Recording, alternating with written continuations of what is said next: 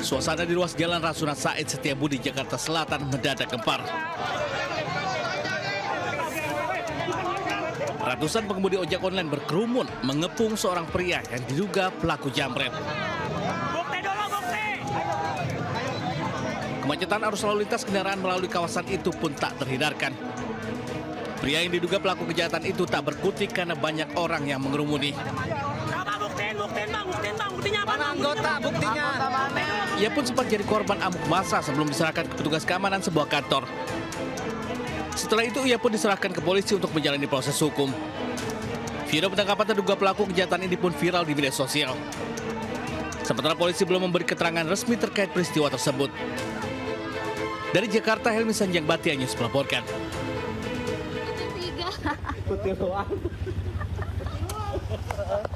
Iya, soalnya tadi habis ada yang dibegal, jadi ya Bandung lagi rawan begal, guys.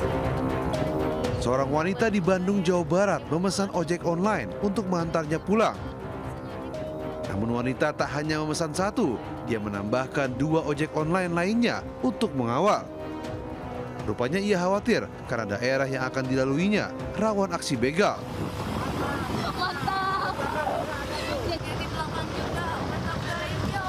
Apalagi temannya baru jadi korban begal hingga ia ketakutan untuk pulang pada malam hari. Setelah diunggah di media sosial, videonya pun viral. Banyak warganet merespon positif dan mendukung tindakan wanita tersebut untuk menjaga diri. Sementara warganet lainnya menyayangkan minimnya aksi aparat serta pemerintah untuk memberantas aksi begal di Bandung Raya. Warga berharap aparat lebih sering untuk berpatroli di jalan raya, juga memperbaiki penerangan jalan umum untuk keamanan dan kenyamanan masyarakat saat beraktivitas pada malam hari. Dari Bandung, Jawa Barat, Ervan David melaporkan.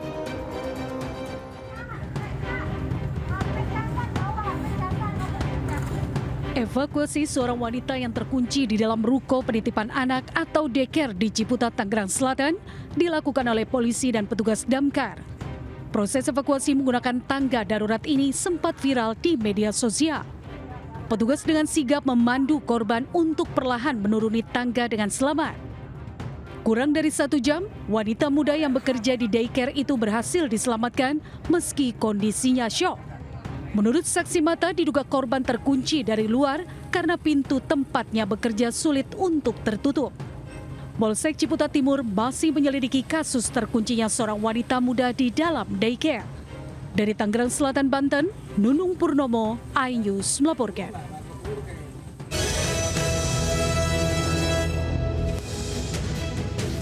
Assalamualaikum warahmatullahi wabarakatuh. Selamat siang pemirsa. Selain berita tadi, sejumlah informasi menarik lainnya akan mengisi Lintas Ayu Siang hari ini.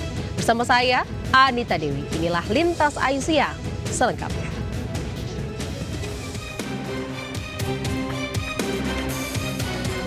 Gegara tidur tanpa mengunci pintu.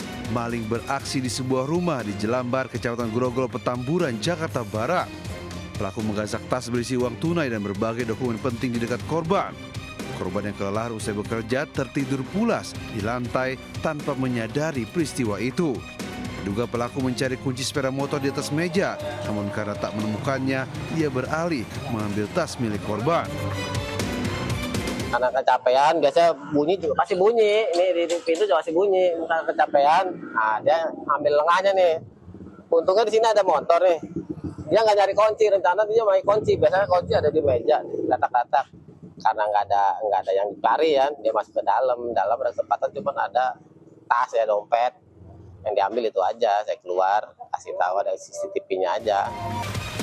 Peristiwa ini menjadi pengingat bagi masyarakat untuk selalu meningkatkan kewaspadaan, termasuk memastikan pintu rumah terkunci dengan baik meski sedang berada di dalam rumah. Di Jakarta, Miftahul Ghani melaporkan. Pemirsa, jasad bayi perempuan di sebuah rumah kontrakan gegerkan warga Kelurahan Ciparigi, Kota Bogor, Jawa Barat. Diduga bayi malang tersebut sengaja dibuang orang tuanya.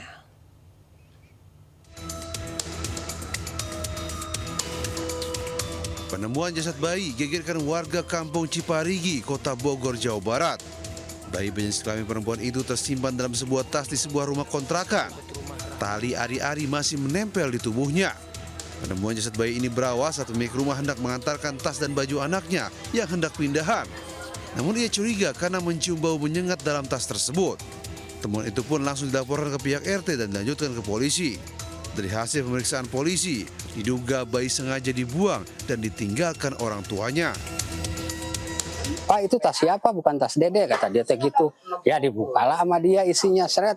Dia langsung teriak, nangis. Katanya, "Bapak, ada bayi." Ya semua juga emang nyaksiin di sini, banyak orang ya. Kata saya, bukan, itu mah boneka.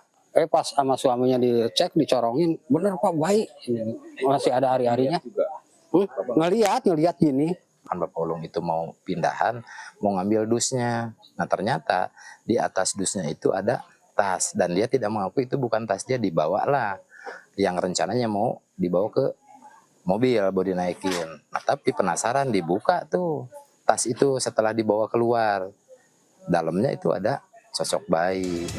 Guna penyelidikan lebih lanjut, petugas selalu membawa jasad bayi tersebut ke rumah sakit Ciawi. Hingga kini, polisi masih memburu orang tua bayi tersebut. Dari Bogor, Jawa Barat, Andi Firmansyah melaporkan. Pemirsa, puluhan orang jadi korban penipuan berkedok arisan dan investasi online. Pengelola arisan diduga membawa kabur uang yang nilainya mencapai 5 miliar rupiah.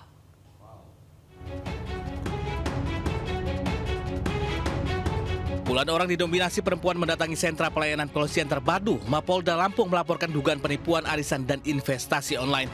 Para korban mengaku tergiur karena dijanjikan keuntungan besar dalam waktu singkat. Awalnya mereka percaya kepada pengelola karena beberapa kali mendapatkan keuntungan sesuai janji. Namun belakangan pelaku tidak lagi dapat dihubungi dan dana yang diinvestasikan tidak dapat dicairkan. Nilai kerugian korban bervariasi mulai dari puluhan juta hingga ratusan juta rupiah. Sementara totalnya mencapai 5 miliar rupiah. Untuk melengkapi bukti, pelapor menyerahkan bukti transfer, tangkapan layar percakapan melalui aplikasi pesan singkat, hingga foto dan identitas pelaku. Gitu. Tapi dari bulan Mei sampai bulan Juli ini baru nih gitu.